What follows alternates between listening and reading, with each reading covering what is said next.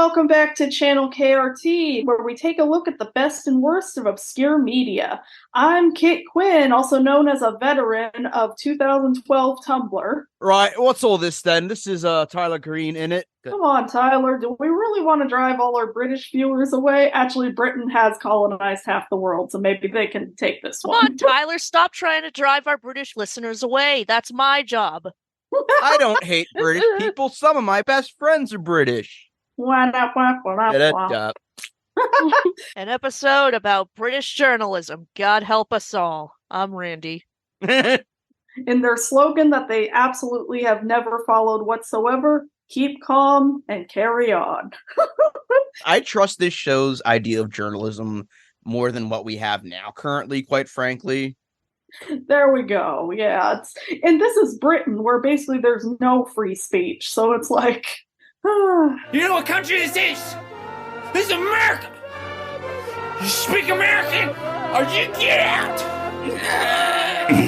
On a more lighthearted note, we have a very special guest joining us today. You know her from her various appearances on other podcasts, such as Podcasts Without a Cool Acronym.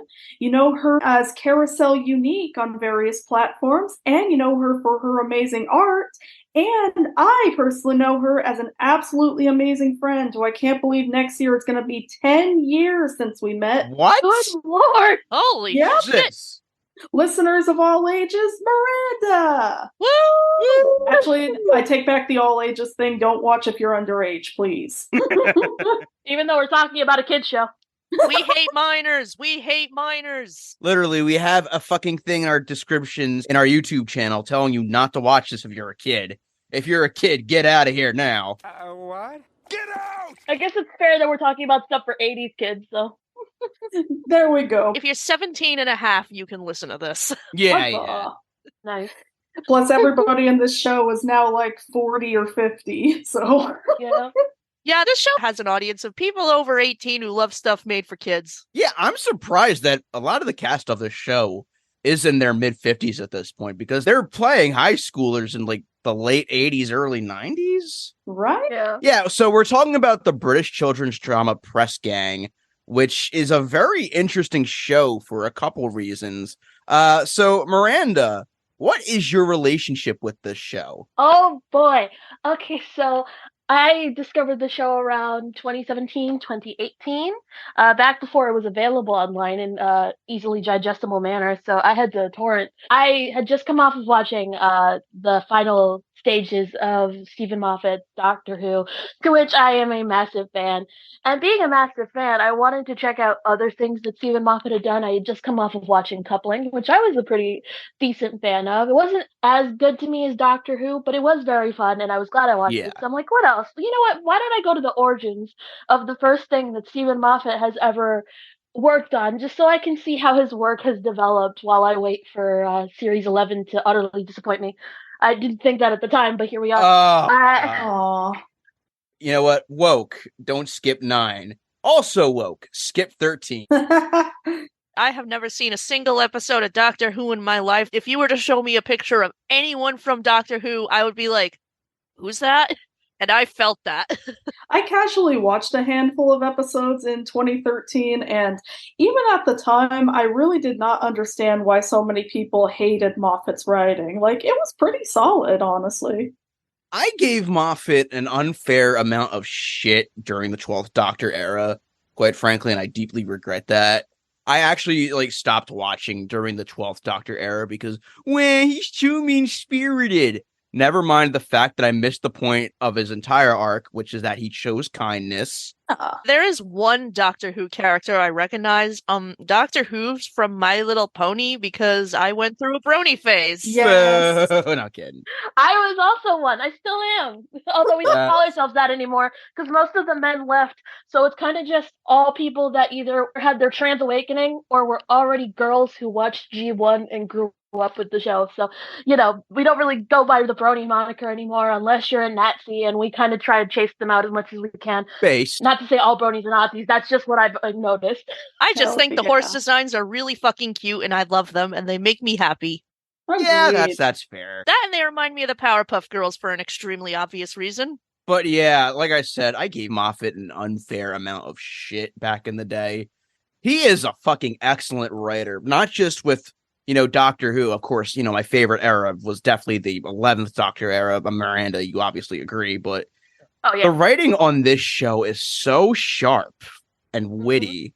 And this was actually his first writing gig, too. Yeah. Yeah. That's why I started checking it out. I was like, I want to see where he started, just because I have so much time to kill before Series 11 comes. And so I watched it, and I'm like, oh no, this is my new favorite Moffat thing. This is possibly my new favorite show. I'm obsessed.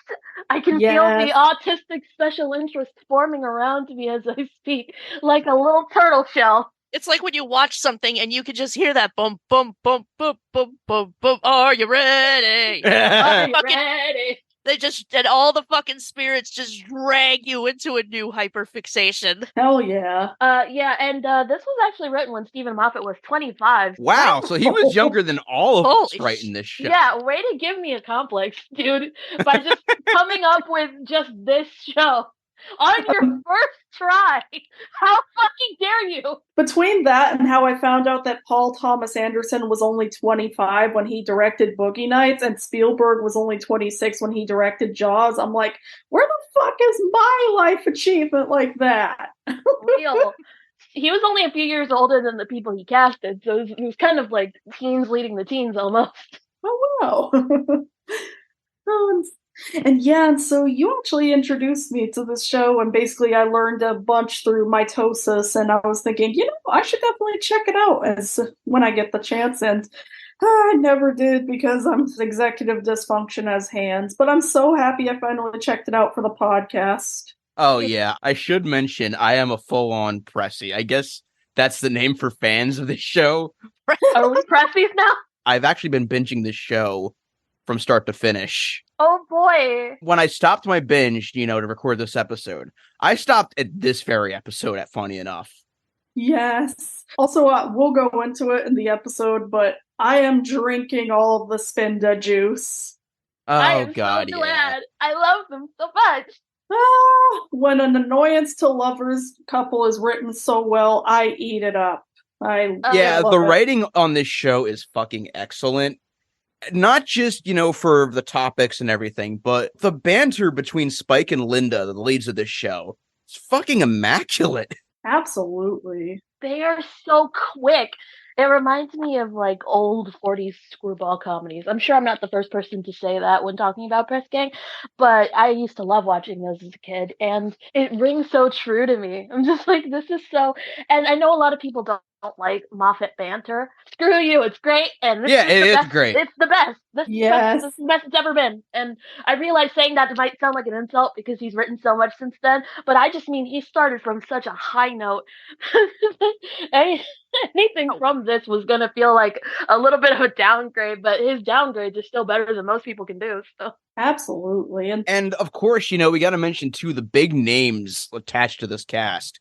We have Dexter Fletcher as Spike, doing a fucking American accent, mind you. Oh, God.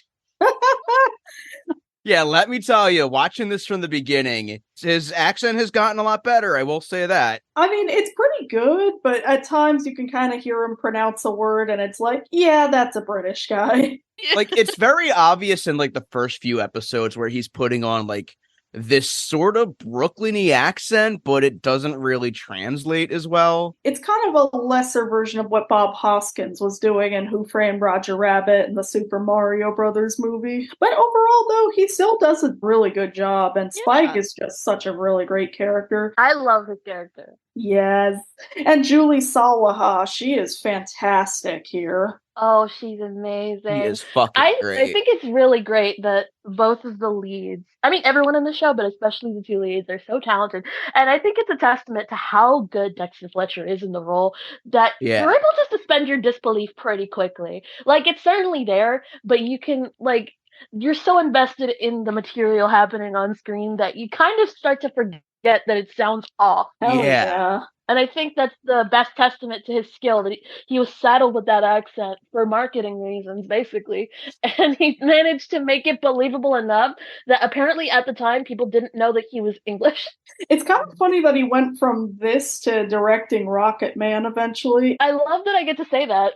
Yes. Yeah, what a flex. Oh, I fucking love Rocket Man. It was like It's so good. It was like one of the only 2 good freaking biopics about celebrities when that shit started hitting the fan. Yeah, yeah. and I love getting to be like, oh, hey, watch Press Gang. Dexter Fletcher, the guy who did Rocket Man. He's an actor in this. And Ginger from Chicken Run. Oh, he was in Chicken Run? Oh, no. Julie Sawaha was the voice of Ginger. Oh, she was in Chicken Run. Yeah, that was the first movie I ever saw in theaters. Fun fact. Hell yeah. Yeah. I have never actually heard Dexter Fletcher's natural accent. I know for a fact that the moment I hear it for the first time, I am just going to go into complete shock. Do we need another scene where we see how broken and lost he is?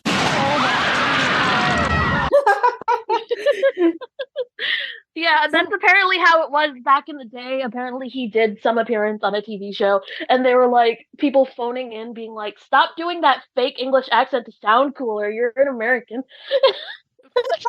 Because they got so used to it was like for pressing. Yeah, by the way, he's the only American in this show. And that's the thing. I don't know why they decided to make his character American. I think I read somewhere they wanted to have it translate to American audiences down the line, but we all know how that worked out. Probably. Yeah. Not relatable. As an American, why would I willingly move to England? It's kind of like how when an anime shows an American character, they're like super exaggerated. They're wearing flags. They have like giant blonde hair. They're super You loud. can't forget like the big goatee and the beard. Their name is like Johnny Hot Dog. Not Johnny Hot Dog. I think 4Kids had like 5 different variations of that type. Yes, I believe the producer was the reason for that. Moffat was like, I'm not sure saddling him with his accent is a good idea. But, you know, he was 25. What was he going to say? True. Yeah. He already got to run his own show. I don't think he wanted to push it. So initially we were actually going to review the episode The Last Word, which no spoilers, but whew, that smacked me in the feels. Oh, that was... Yeah, oh my god, that I'm not going to spoil it, but god damn, that ending bummed me out so bad. Baby's first bottle episode. Oh no, they did another bottle episode before that in the first season. Oh wow. Okay. It's the one where Linda's boyfriend breaks up with her. Gotcha. And Colin goes to an important meeting in a bunny suit. Zipper stuck, you know, he didn't mean to do it, so he had to bump around the house, make it like a bunny for a whole week. I need you to understand, because you're doing a full Press Gang watch through, that's going to come back in the Colin arc in a way that's going to hurt your soul, actually. Oh man. All right. I just want to go on the record here. Colin is easily my favorite character in this show just because of how much of a little shit he is. Absolutely. He kind of has like British schemer from Shining Time Station vibes. That and his actor just pulls off the best fucking faces unintentionally. Hell yeah. Like you could easily just make a whole collection of just shots where his eyes are just completely bugging while he has the shit-eating grin. You know, there's actually a fun fact to be had about that. Colin in the series gets his own private, like, office type space because they realized pretty early on that he was chewing the scenery with his faces, so they needed a place to put him. So they needed to stow him away somewhere when they needed the mood to not be impacted by the faces he would make. I love that. Oh my god. It's actually the same logic behind putting sunglasses on Dexter Fletcher, because Dexter was a little older than the others, like by just a year or two, but it meant that he could go to clubs, and he was a young actor, so he would be hungover sometimes. And then they just go, okay, the sunglasses. So if you see him in sunglasses quiet in the background, you can assume that he's hungover. And he is wearing sunglasses in this episode, so it checks out, actually. Do you wear those glasses at night? It's nighttime? Somebody could have told me. Hell yeah. You can kind of tell. Like, it's not every time he's wearing sunglasses, but if you see him in the background and he's just standing there wearing sunglasses, he is in fact hungover. And they had to just put him there. He actually reminds me a lot of David Tennant, both in looks and kind of personality. I can kind of see it. Yeah. Especially in the episode we were initially going to review, he was kind of wearing a long brown coat, so I was just like, I'm getting so many comparisons now. Oh my fucking god, yeah. I love Spike. I love Linda. I love their relationship. Yeah. I love everything about them. One thing I like about their dynamic is that, while they're both assholes, it doesn't really cross the line into the point of making them like unlikable. Yeah. Like how Exactly. it is on like shows like iCarly or Victorious or what have you. Like you can have them be flawed, but you can still have them have personalities and not make them entirely mean-spirited. And I said this on Twitter in a reply, but I think it's worth saying again here. What I think was going on with iCarly, I know a lot of people think it was trying to be Always Sunny for kids, but it feels like it was actually trying to be Seinfeld for kids. And the thing with shows like Seinfeld and Always Sunny is that a mean-spirited show where all the characters are fucking assholes, that works if you're reaching for an audience of adults, because adults understand the difference between right and wrong, and we can laugh at people who are just the worst people ever. Yeah. But when you're putting that in a kids show, kids with still very malleable brains, it feels sinister to do that. Well, yeah, no, you're right, because it's basically telling them, like, hey, your role models act like this, you can act like this too, and... Yeah. I feel like there's a line to walk with that. Yeah. Oh, definitely. And I will say, I think that there is a way to do It's Always Sunny or Seinfeld for kids, and ironically, I think it comes from animation, with Ed, Edd and Eddy and Grim Adventures of Billy and Mandy. Yeah, Ed, Edd and Eddy is a perfect fucking example of that. Yes, because the characters are never shown in the right. When I was a kid, I very much remember Eddie was always, given consequences for his shitty behavior. You can do way more with a cartoon than you can with live action, because it's a drawing. You can do whatever you want with it. Exactly. Yeah, and that's the thing, like on this show, Linda is never, like, shown to be in the right when, she acts like an asshole. She actually has flaws and actually faces accountability, as we'll get into later with this episode. Exactly. Yeah, and even when she hits her worst, I feel like the writing and the acting works together to pull it off. There's an episode later in season 2, not to spoil too much, but it basically shows why Linda is the editor of the Junior Cassette in the first place. And it's because she has the ability to be smart and cutthroat and manipulative, which you kind of need to be in a position of power in journalism. And luckily she uses it in the right way. Some people don't, but I get the sense that she's allowed to be a bad person sometimes or have flaws without like ruining her character. Oh, exactly. Yeah. One of my favorite things about her is that she's always been manipulative. Like, for example, in one of the first episodes of the series, she straight up blackmails. So Mr. Sullivan is his teacher, right? Yes, he's the teacher. Yeah, so she blackmails one of the teachers, Mr. Sullivan, while he's on a date. And it's just the most amazing fucking thing. On this podcast, we support women's wrongs. Yeah. I love Linda so much. In the episode that we didn't talk about, one of the reasons I picked it is because it feels very much the most Linda you're gonna get. Yeah. And I wanted to get absolutely. like the most press gang condensed into an experience. As you'll remember with me narrowing down episodes, like going, which one would be the right one to watch? Oh no.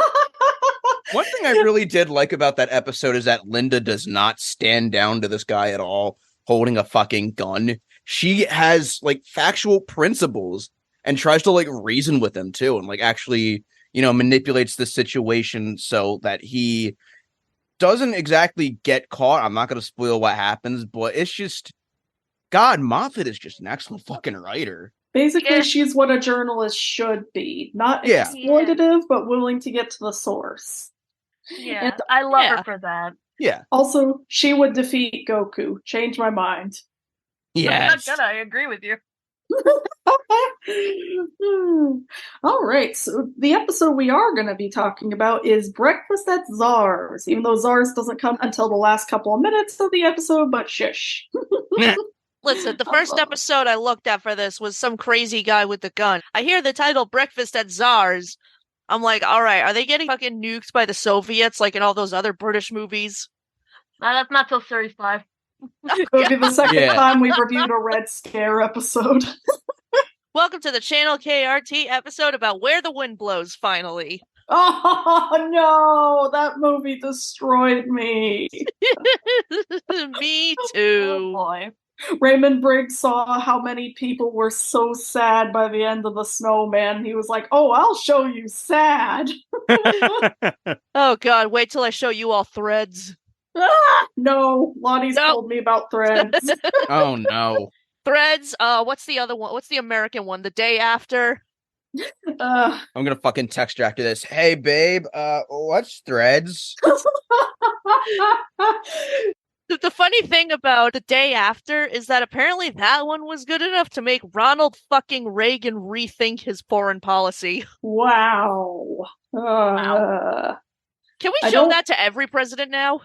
Yes, let's tie Biden up Clockwork Orange style and make him watch it over and over until he finally fucking does something right. Yep. Please, Anyway. man, I want to vote for you without feeling guilty. Please, I don't like our system. But anyway.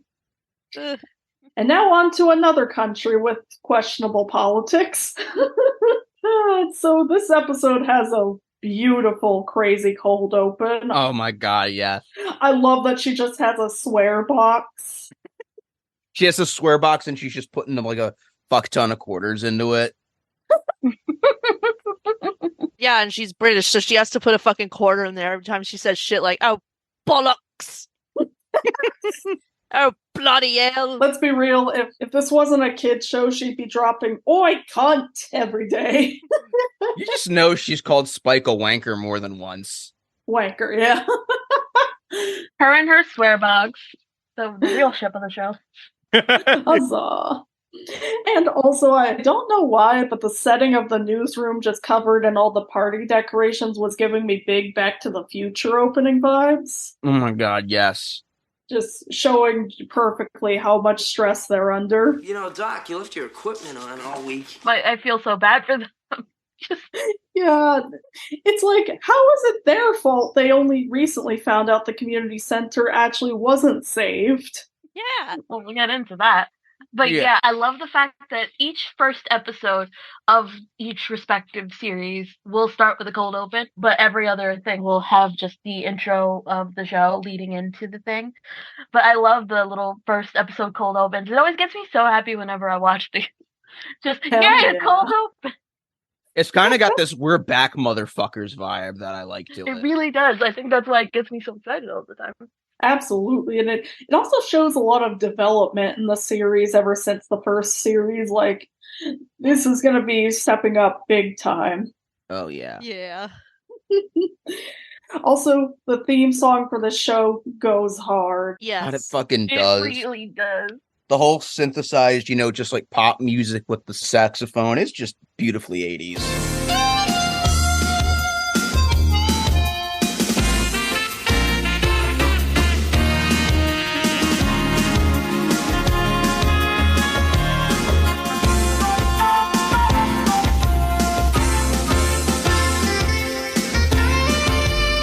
This should actually be the actual music for a news station. Like, it would just get so many people hyped. God, totally. Yeah, honestly, I feel like people really don't give enough credit for how much the music of, like, news stations fucking slaps. Hell yeah. It really sets a tone. If you have not listened to the full John Williams symphony he did for NBC, go listen to that shit. The news became more cinematic. It's hard to imagine a more cinematic sound than John Williams, who wrote the NBC Nightly News theme in 1985. NBC Nightly News with Tom Brokaw. I like the exchange between Kenny and Linda during the cold open. I don't care what they say to their parents, just tell them to get in here. We're not doing it. Oh, yeah? So why are you getting dressed? How did you know I was getting dressed? Thank you, Linda Day. There was a part in the other episode we watched where they were like, I'm so glad they didn't kill Kenny. I was like, this show predicted South Park? I probably wasn't, but was that actually Peter Mayhew on the phone with them? Sure, why not? Yeah, because that threw me for a loop. Oh my god, is that Peter Mayhew from Star Wars? I think that was like a different Peter Mayhew. I think that was the guy who owned the community center, not like the actor. Gotcha. Funnier. Too late, that Peter Mayhew. I wish, though. Goddamn. No, we got Chewie in this. I love the dynamic between Kenny and Linda, though. It's very fun. Oh, yeah. Yes. And I love it more that it's never romantic. Agreed. I also love the part where they're like, why are we still friends? We fight over the same things. They're so real for that. I love when Linda is talking to Kenny about her gripes with a new employee, and she's like, She's arrogant, opinionated, and impossible to deal with. Who does she think she is? You? Was the new girl the one in the hat and the red sweater? Yeah. Yeah, Gotcha. She's Sam. Basically, for some context, she was not supposed to be a new character. She was supposed to be the character from the first series, Julie, but Julie had to leave, and basically for the first, 3 episodes, they basically just was like, okay, whiteout, put Sam's name over Julie's in the script, for the most part. But the books, the novelizations that I have, do provide a short explanation for Julie's absence, is that she's going to train her art skills at the Glasgow School of Art. So good for her. Oh, nice. Yeah. Yeah. Yay. Good for her. And she gets to get away from Linda. Although I do love that it's kind of similar to the Aunt Viv and Fresh Prince thing. Oh yeah, she's gone. Yeah, for the first 3 scripts, Moffat just went, okay, white out. Sam. Got it. Perfect. I'm not gonna lie, there was a little bit of gay tension between her and Linda. Oh, God, yes. A little. Little, but the thing about Linda is that I can basically only see her with Spike, and I don't just mean in the sense where it's the only thing I ship. I legitimately think everybody else, straight, gay, whatever, would be very ill-suited to Linda. I think the only 2 dynamics she can really function properly in is the dynamic she has with Kenny platonically and the one she has with Spike romantically. But I do Absolutely. see it. Yes. I'm a gay woman, so of course I do. I'm bisexual for life. I would totally love to headcanon Linda is bisexual, but I mostly just think that she's bisexual. Hell yeah. And also, I fucking love the running gag that Colin just now has a box he's just carrying around, and he has to find all sorts of ways to open it because, and get this, his friend pulled off a heist inside it. Yeah, because he has this gig moonlighting as an entertainment manager, and for some reason, the escape artist he's managing got stuck in the box. So he had to bring the box with him to the Junior Gazette to have them saw it open. Yeah. Again, just strong little shit vibes coming from this character. And I love how he goes, look, Linda, I found this dangerous saw. And then just other shit falls from his pockets. And the hatchet and the hammer. Don't you mean this dangerous Leviosaur?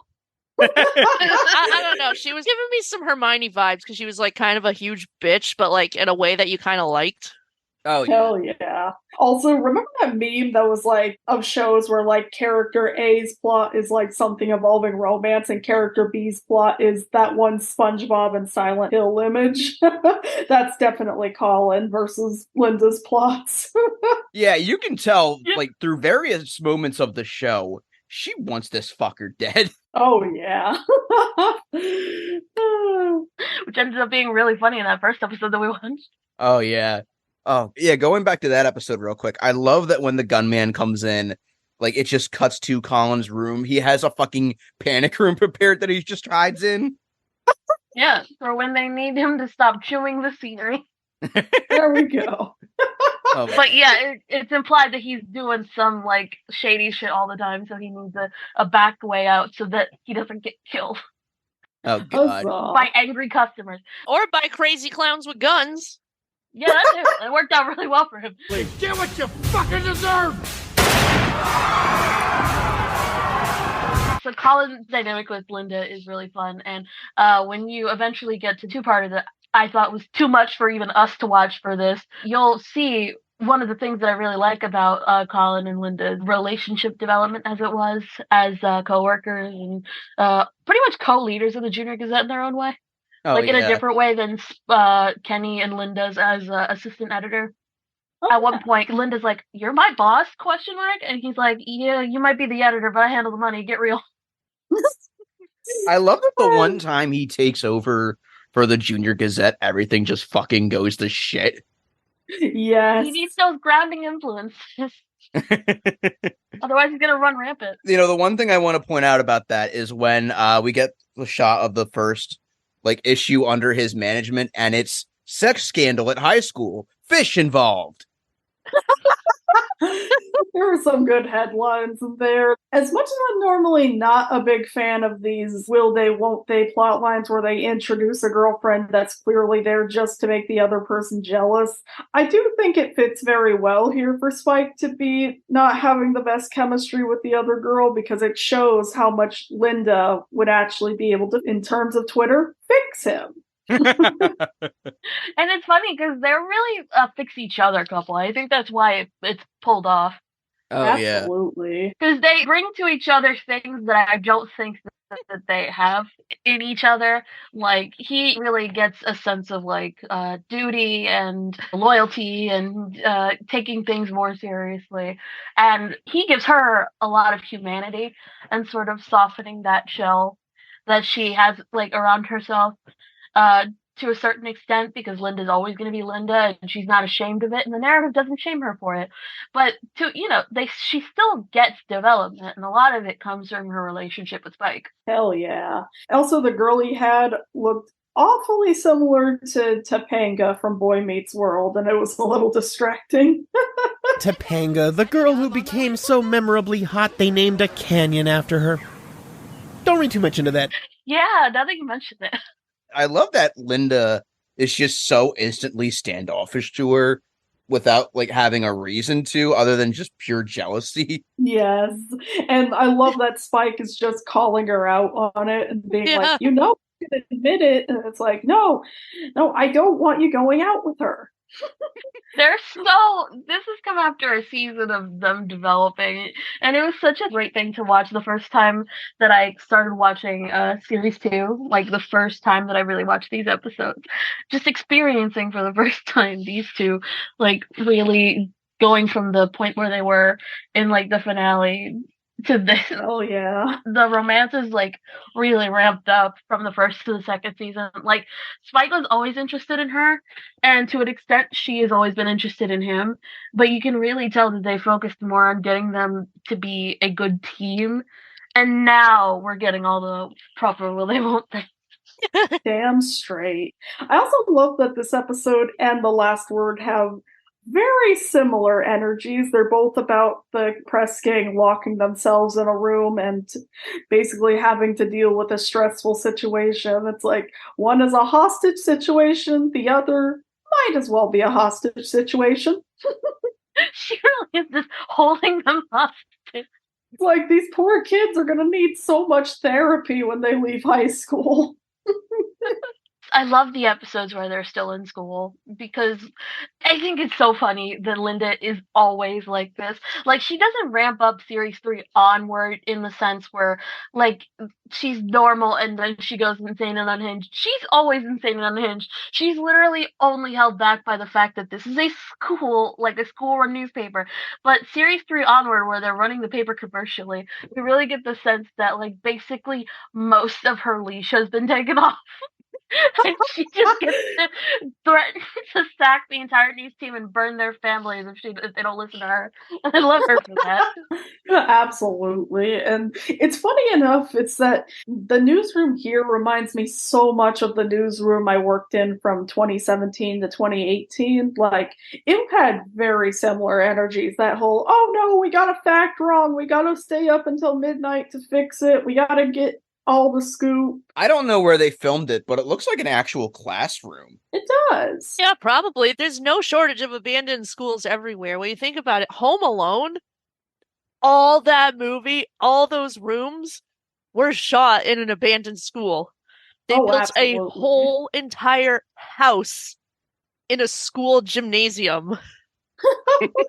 So I'm thinking it must be really easy to find schools to shoot in. Welcome to our education system. Womp. And apparently Britain's. Yay.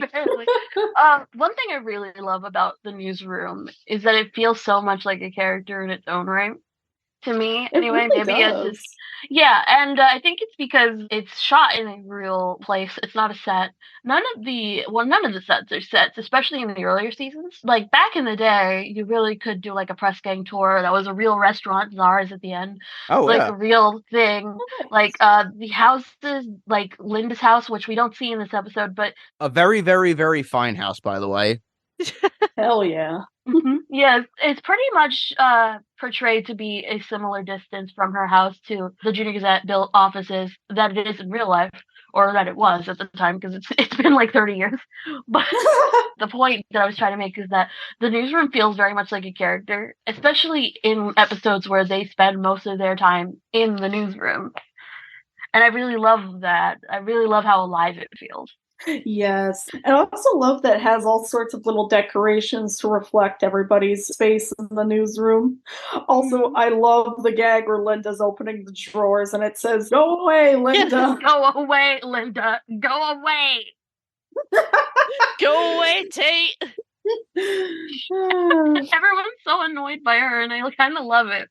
So we should talk about the plot line of this episode, involving the local community center being shut down after the Junior Gazette put up basically this whole campaign to keep it open.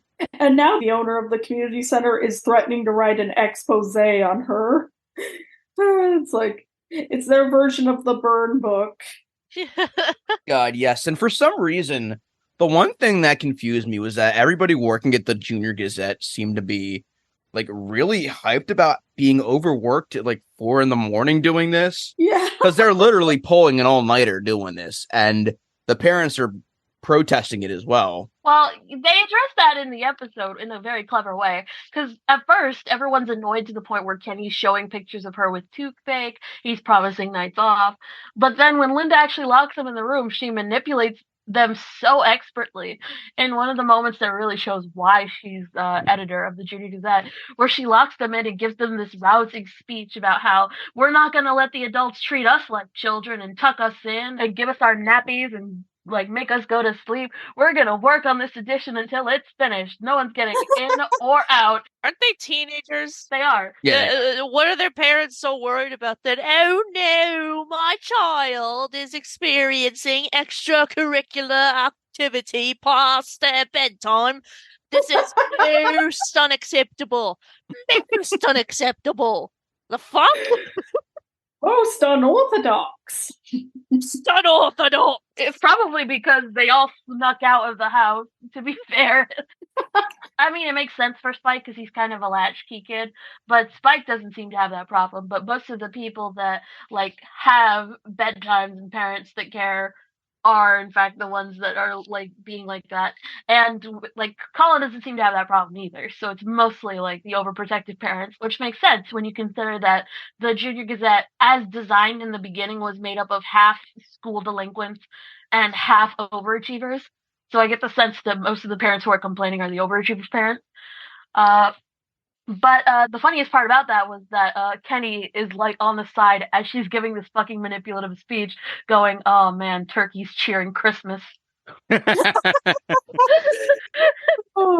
Their goose is cooked. Also, one of my favorite lines with absolutely no context. I asked this guy if he's selling. He looks so guilty, sweating steam. Looks so guilty, sweating steam. Oh, man. I had a dream that I was kept hitting this box with a hatchet. Oh no, it was real. The lines in this show are so crisp. They really are, especially for a children's show. And again, Moffat was only 25 rating this shit.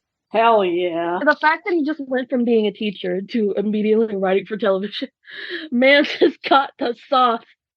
Goals. Also, did you guys notice the sequence that was just shot entirely in one shot? Yeah, I noticed that. Oh my god. Oh, yeah. Also, we gotta talk about the Spike and Linda at the door scene. God, the the almost kiss. Almost kiss. Oh, when they do that in TV shows. I love that scene. I love their dynamic. I love how they treat fighting as like sex. I think it's so funny. I love that they also don't do that thing where they could have easily had one of the others just randomly kiss them without really any consent. I'm glad instead they build up to it. Like, well, we could kiss and see where it goes, and if not, we're history. That's a really good way to go about it. Yeah. Yeah, exactly. Their kisses are all really good. They're all really excellent. That's what I like. Even though Spike is a piece of shit, he is not like forceful at all. He is still like very respectful of Linda's feelings, even if he likes to rile her up. He pretends to be like a tough guy, but at the end of the day, he does a lot of things where you can see he clearly cares, and I like that. I like that it's not just a guy just, pressuring this woman until she says yes. Like, you really get the sense that he genuinely wants her to be interested. Like he wants her to be interested on her own terms. Absolutely. And in addition, he still tries to help her out even after it doesn't work out. I love it. Yeah. 10 out of 10. He's so great with her, truly. And I mean, they're both assholes to each other at times, and you can see that, but they're very much on equal footing. And I think that's why they like each other so much. Also, we stand Sarah's character development. I love Sarah. She's great. She's a great character, too. She often gets lost in the wayside, but I love her so much. Yeah. I love Linda's line that ends the scene between her and Spike, where she goes, I'd rather fail all my school exams, be unable to get a job, wander the streets destitute with a bottle, and be found dead of hypothermia on a riverbank. She goes, flirt! Julie Sawaha's reading of that was just perfect as well. So great at reading these lines. Like I said, I love that they treat their fights as like sexual tete-a-tete, where they're just like, we're fighting. It's like, we've got all this corridor to march up and down. It's like, maybe tomorrow night I've got a headache. Have you been fighting with someone else? Something I also forgot to mention in the beginning is that the show has also had a lot of episodes that were done by Bob Spears, who actually helped create Faulty Towers. Ooh. I love Faulty Towers. I'd like to be in that. Faulty Towers is the greatest show I've seen in years. God, it's great. So yeah, there's a very Faulty Towers vibe to it as well. The show has an excellent pedigree for a show that's obscure. Yeah. Absolutely. So there is one thing that I wanted to point out. During the one-shot sequence that I mentioned earlier, there's a joke where one of the characters, Fraz, is trying to do his astrology section of the paper, and he asks one of the characters what her love life is like, and she slaps him. And there's a specific comment that I want to shout out here from the YouTuber Serene Chaos UK 4682. He says, "Slap her! And to think even back then feminists were depraving society. What if that slap was gender reverse?" Oh my god. Well, Serene Chaos UK 4682, it's still more physical contact than you'll ever have with a woman in your lifetime. Hey, Serene UK Chaos, whatever first name bunch of numbers. How about you shut up? Hey, first name bunch of numbers. How does it feel knowing you'll never get any bitches? It's so funny how the same people who say this are the same people who literally shat their pants freaking out because they thought Homer was going to stop strangling Bart. You don't have to talk about that. But this is such an insane argument to make with Press Gang anyway. Yeah. Because they have a scene in Series 4 where they equally slap each other. Exactly. I mean, at least Spike wasn't the one to initiate it? I don't know. Yeah. But anyway, I also fucking love when the guy comes out and is demanding that they all shut down the journalism team. Colin is just dragging out the body. He gets the guy out. The guy is completely conscious, and he's just completely wrapped in all this shit. And, Sullivan, the teacher, is just like, do you want to explain what's going on here? And then Colin's just like, no, thanks. And then they just move on. Nothing happens. Of course, that's not what he's concerned about. It's Colin. Yeah, we don't get any follow-up to what happens after that. So I'm just going to assume that whoever Colin set free just beat the shit out of him. I mean, probably. Colin does have a tendency to get beat up by people that he's inconvenienced. I mean, that's not surprising. It's Colin. I love him. He's so stupid. There was something Linda ended up doing in the episode that I feel like I shouldn't find hilarious, but I find it hilarious anyway. When she convinces the girls to go after Spike's, quote, girlfriend, not girlfriend, and dye her hair in her sleep. Yeah, that I kind of felt iffy on, and that was another, women's wrongs thing. But, like, 90s. Like, I just kind of took it as she was trying to just get back at Spike. And plus, dyeing your hair isn't, like, something that's damaging or anything like that. Like, what's the worst that'll happen? She gets a short haircut. Press Gang is not a show to necessarily take 100% at face. Like, you know what I mean? Exactly. Yeah, no. Yeah, it's a screwball comedy. So when things like that happen, or I guess screwball dramedy. But it's like when things like that happen, I just go, that sure is a thing that happened in the episode. Yeah. I mean, literally in the episode after this, Colin just straight up makes a kid drop his ice cream just out of spite. Oh, you got into that one. He just fucking smacks the kid's ice cream down out of and nowhere. Then he has to pay it back. He has to pay him back with all these fucking ice cream bars. Also, when Czar'S finally shows up in the episode, I was just... He said it! He said it! It didn't say it, but you know what? It counts. Well, maybe the real breakfast at Czar'S was the friends we made along the way. Also, I'm not trying to dismiss British cuisine. I completely understand that my yuck is somebody else's yum, so I want to make that very clear. I'm sorry, beans on toast will never, ever look appealing to me. Nah. I mean, keep in mind, Moffat's the same guy who came up with fish fingers and custard, and I didn't literally eat that shit up, but I definitely bought into it as a kid. As a teenager, so. My friends once hosted a party where we watched a bunch of episodes of Classic Who, and we had a bunch of British food out, and... Oh, wow. I wouldn't say I became Anglophobic that day, but it made me rethink my whole view of Britain. The only thing they ever made that was ever good was beef Wellington. I've never tried it. I really want to. The only problem is there's fucking mushrooms in it. I am allergic to mushrooms. Also, fish and chips are good. Fish and chips are very good. Fish and chips would be way better if they actually flavored the fish. Yeah. Yeah, true. I've had some good fish and chips when I went to Scotland. It was nice. Although it could have just been the euphoria of being with my fiance that could have made it tasty. Yeah. Maybe it's just me, but like it's not a British thing. I just can't fuck with fried fish at all, Valid. Fair. Yeah. Yeah. I've had fried tilapia before. It was all right. I used to be big on fish sticks as a kid, but now I'm just like, ugh. Yeah, wait, Tyler. So, you're saying you like fish sticks? No, I didn't say that. I didn't say that, Randy. Wait, I have to finish it. Do you like putting fish sticks in your mouth? God, fuck you. So you're a gay fish, Tyler. Well, I'm no, actually, no, you're a bi fish. Fish sticks! Get your fish sticks here! Also, I realized I accidentally skipped over the scene where they end up successfully convincing the community center to save the center. It's like, manipulation works sometimes. It's not just Linda that manipulates him. It's also the head mistress, and rightfully so, I should. Hell yeah. She goes along the lines of, if they don't print this article about you, I will. The ending of this is that, the kids get to change course and print that community center does get to stay. And also, the episode ends on a perfect note. Shut up and eat your breakfast. Oh, hey, it's the breakfast inside they were talking about. Also, even the credits give the Spike and Linda a voiceover. Like, this show is like, we know you'll ship them. We just know it. It's like... I love the post-episode voiceover skits. They stopped doing them in the final 3 seasons, which I think is a shame because I really love them, but I understand it's probably very annoying to have to go into a recording studio just for these little vignettes.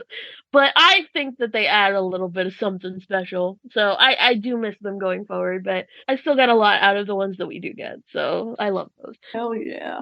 I love Spike and Linda in this episode. They're so silly. They're my faves. I just can't hate them. There's no reason to hate them, but they're just like so wholesome-ish.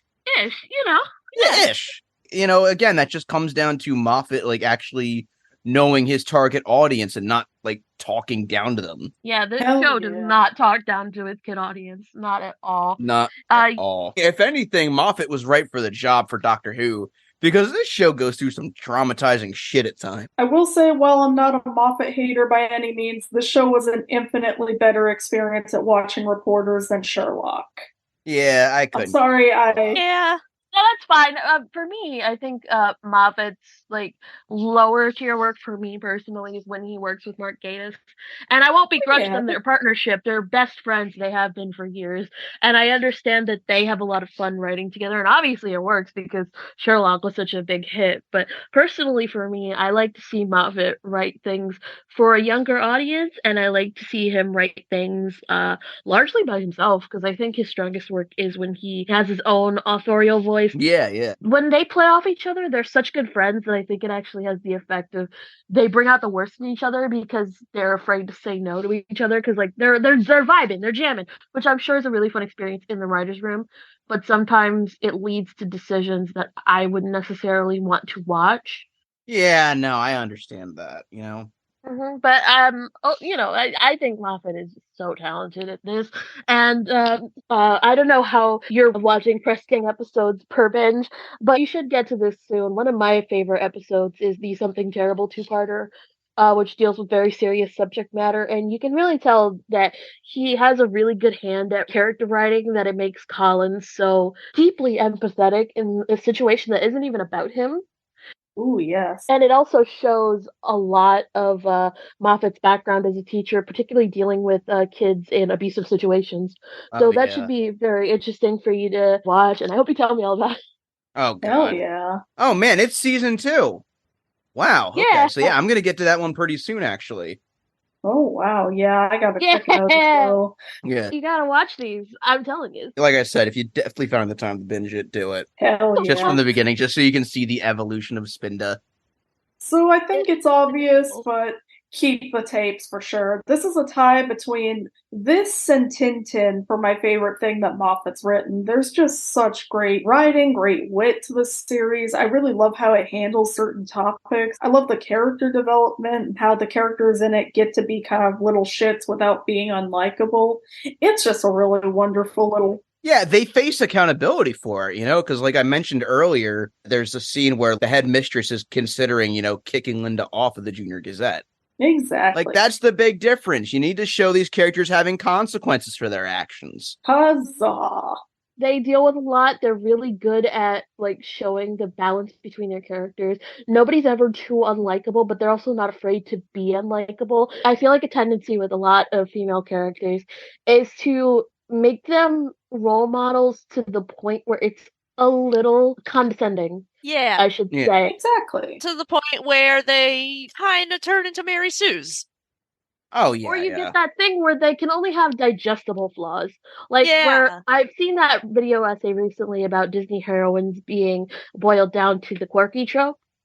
And while I do think that there's good and bad ways to do the quirky trope, I do think it's definitely a thing because I think they feel like the best way for a female character to be relatable is to have her be digestibly nerdy, digestibly like clumsy, digestibly like all these things to a point. But I don't think that there's a lot of female characters like Linda that aren't an antagonist. For all the people that watch MLP, I feel like she's a lot like Rarity. Not character-wise, they're very different. Ooh. But I feel like where the show wanted to explore that there's no wrong way to be a girl and take that archetype of the super feminine girl and really do a portrayal of that where she was rewarded for her vanity and rewarded for her like fastidiousness by getting to be a well-rounded character. But in that same token, I feel like Linda is allowed to be this type of character that she is. She's allowed to be in charge, a little amoral, a little vindictive, a little like manipulative,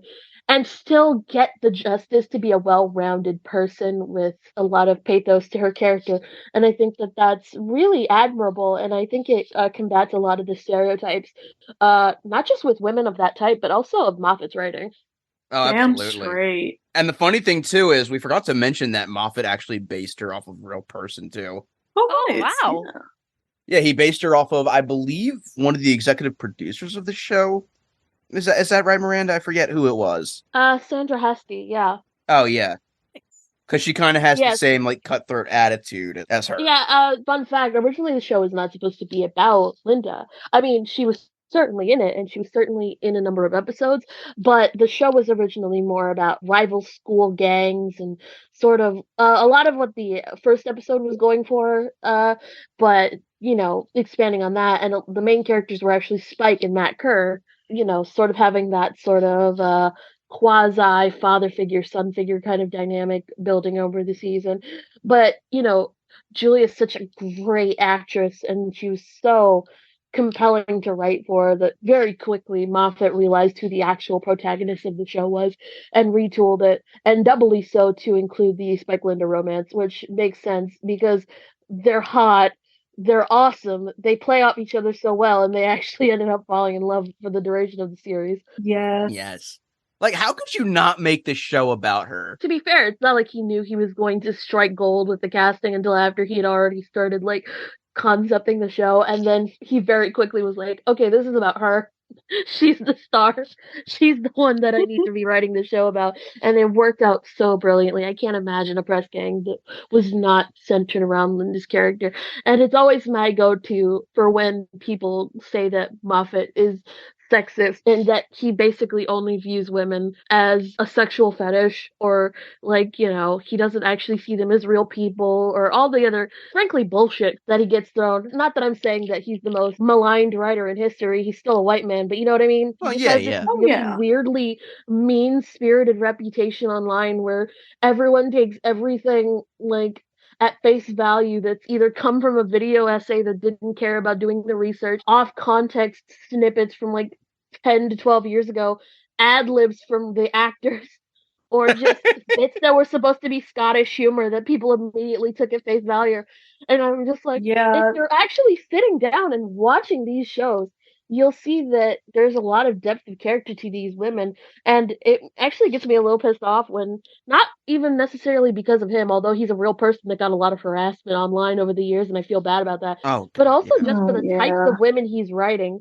It's like, if you see a person like Linda, are you just going to dismiss them as one character type and not give them the depth of, and even that for all the other Moffat women protagonists like Clara Oswald and Amy Pond, are you just going to dismiss them to one or two character traits if they don't fit the specific character traits you think a woman should have? Yeah, exactly. It gets my goat. Also, anybody who calls him the Scottish Joss Whedon, first off, there is a very, very obvious reason he's not even remotely like that fucker. Secondly, no. Just no. Yeah, he's just like Joss Whedon in that they write and literally nothing else.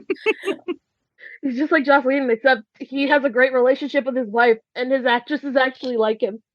See, anybody who writes quips and anybody who writes women in certain ways is absolutely Joss Whedon. Never mind that fucker actually being abusive and shitty. Ugh. Yeah, I'm giving this a keep the tapes. This was a lot of fun. I'll have to start watching more of this. I recommend it. You really have to, Randy. It's such a great show. I really liked that episode with the weird guy in the clown mask, too. Oh, then you're going to love all the other edgy fucking episodes. Oh, hell yeah. So fun. So fun. There's a really good two-parter in the first season that ends it that I think you would like. Awesome. Oh, yeah. Hell yeah. God, yeah. Speaking of great moments with Linda, that fucking two-parter is just so wonderful. Yeah, no, it's a keep the tapes from me as well. But just go watch this show, guys. It's fucking great. You should, and if you need evidence for why the show is so great, there's just a quick Spike and Linda vignette that I think you guys would get a kick out of. But it's more about Dexter and Julia's real life relationship at the time, and they're on good terms, so it's not weird to talk about their relationship or anything because they're friends by all accounts. But yeah, at the time, Dexter and Julia were dating around the same time in series 2, where they start ramping up the romantic tension between Spike and Linda, and at some point, either between the end of series 2 or the start of series 3. They were on a date in the park, and Dexter wanted to get her flowers, but he didn't have money. So he shoplifted flowers with the intention to pay later. And the only reason that he got caught and had to pay back the guy, and he was going to anyway, but the guy recognized him from a movie he had done called The Rachel Papers. And nice. so he got recognized and was like, hey, don't steal those, actually. He got into the minorest of legal trouble. So he's literally Spike in real life, or at least in that period. Precisely, and she was literally Linda because she called him an idiot for doing that. like, that was a good anecdote for me to sum up how their relationship, like, really feels real in the show. Like, no real person shipping, but they were actually dating. So I think it's important to look at the show with that context too. Like, you know, it's not why they were so good at being in a relationship. They're also just really talented young actors.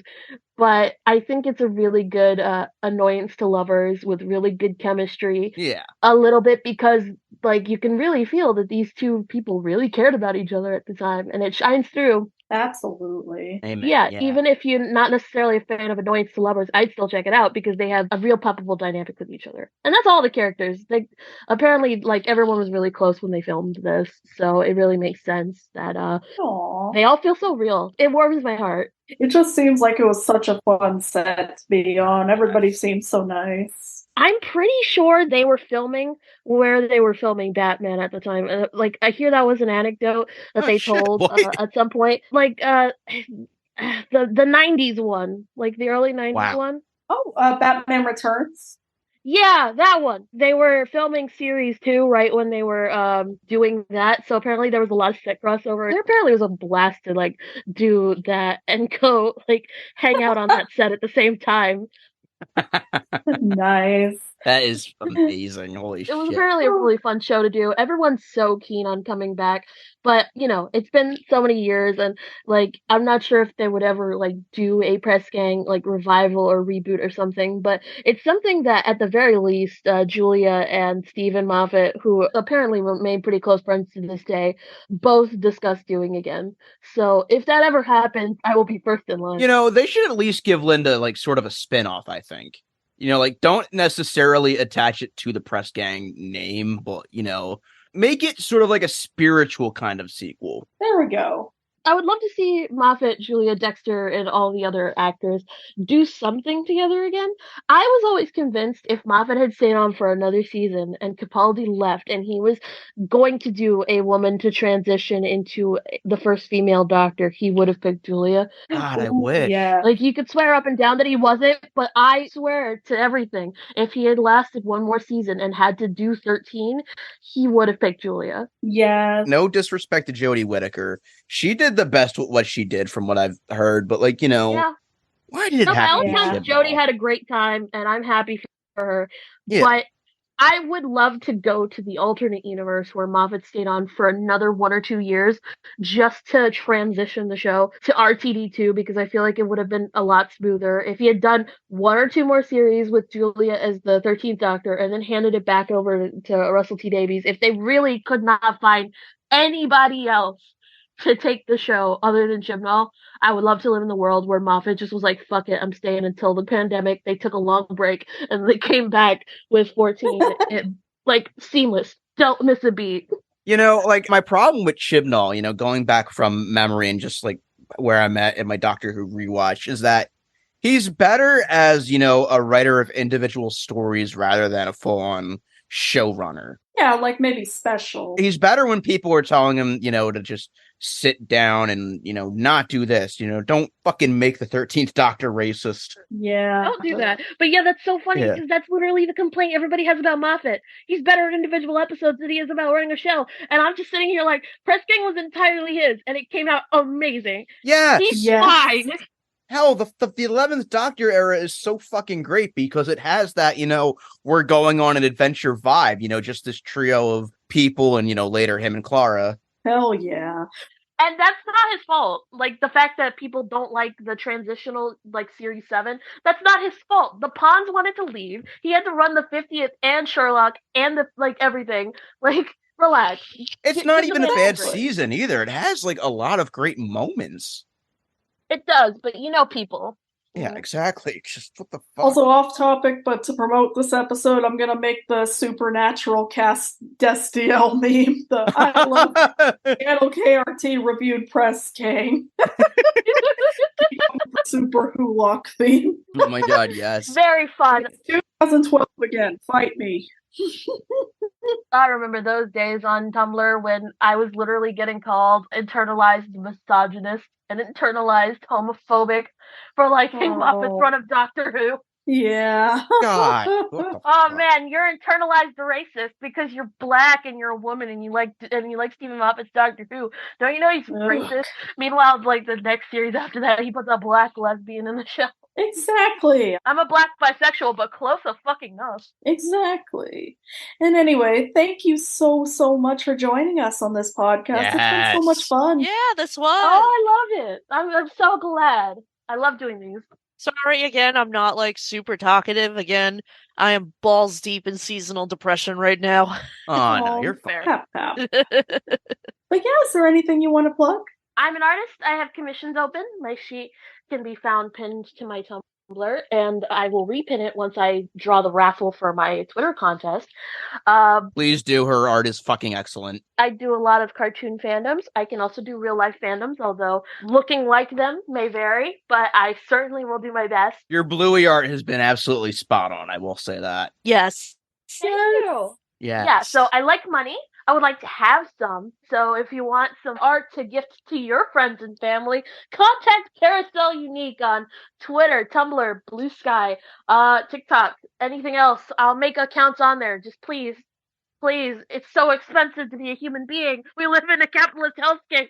Give me money. Amen. Give her money. Her art is amazing. She is amazing. And she's one of the greatest friends ever. I am so happy we finally got her on an episode. know. Me God, we've too. building this up for like a year. I'll do it anytime. If you ever want to talk about Homestead or more press games. Oh, yes. Or other things. I have other interests, kind of. I know you wanted to talk about Yellow Dino with us, and I have like a weird fucking connection with that, so we gotta do that sometime. Yes. I would love to do that. Oh I my can also God. talk about classic Degrassi. I can talk your ear off on the 80s seasons. Oh, If you ever want to do more shows from the 80s and 90s that I have a weird autistic connection to. fuck yes. Not as much press gang, but I remember way back before I even met Tyler and Randy, Miranda and I did our little streams where we'd watch things together, and we watched Yellow Dino together one time, and it was an experience. Oh, God. my body's mine, my body's mine.